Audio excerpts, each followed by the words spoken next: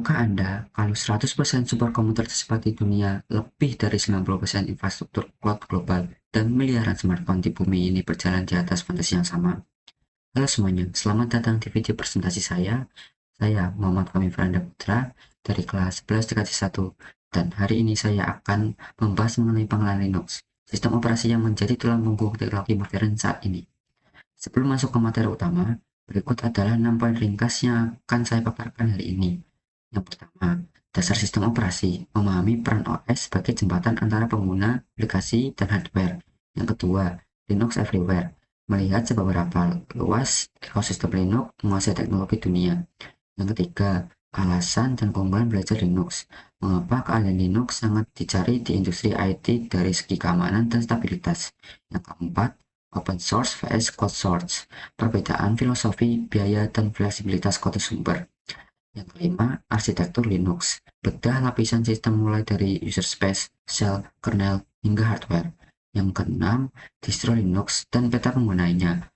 Mengenal keluarga distro seperti Debian, Red Hat, Arch, dan Kali Linux sesuai kebutuhan. Tanpa berlama-lama lagi, langsung saja saya mulai dari materi pertama.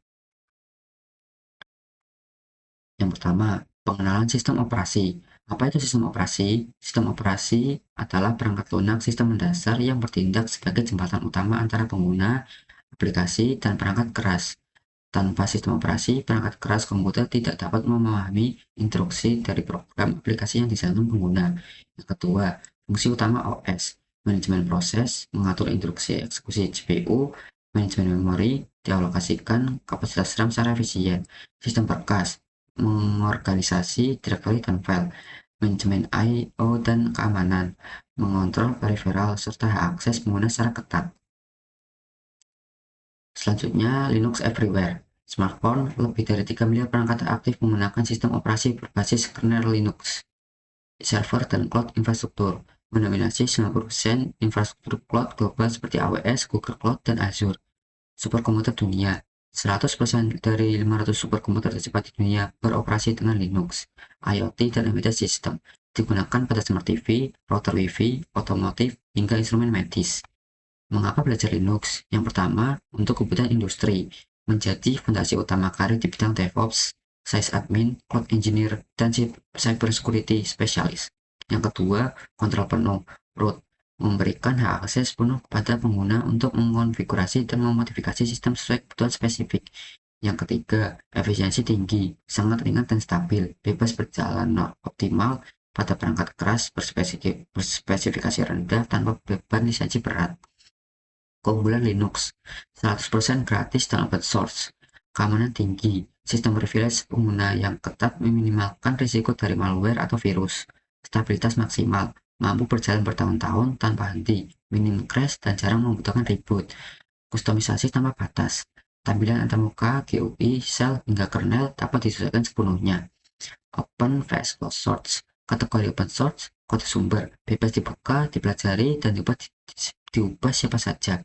Biaya lisensi, gratis, atau tanpa lisensi pengoperasian. Fleksibilitas, modifikasi tanpa batas sesuai kebutuhan.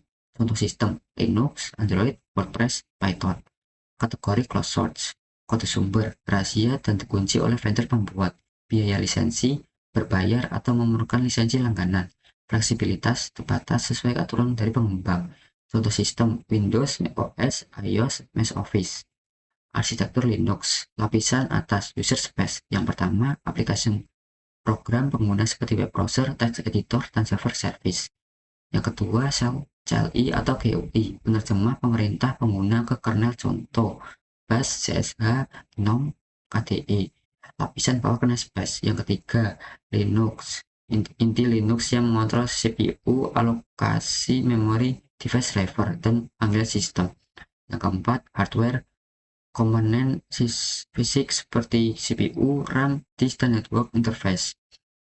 Distro Linux populer, keluarga Debian, Ubuntu, dan Linux Mint, sangat ramah pengguna pemula, desktop modern, dan memiliki ekosistem aplikasi luas. Keluarga Red Hat, Rahel, dan Rocky Linux, standar emas untuk server korporat, enterprise, berkas stabilitas tingkat tinggi. Spesialis dan Arch, Kali Linux, dan Arch dirancang khusus untuk audit cybersecurity serta kustomisasi tingkat lanjut. Data peta pengguna distro. Yang pertama, desktop pemula, Ubuntu atau Linux Mint dengan GUI intuitif. Yang kedua, server dan cloud, Ubuntu Server, Debian, atau Rocky Linux. Yang ketiga, keamanan cyber, Kali Linux dengan perkakas penetration testing. Yang keempat, advanced user, Arch Linux untuk kendali sistem 100% independen.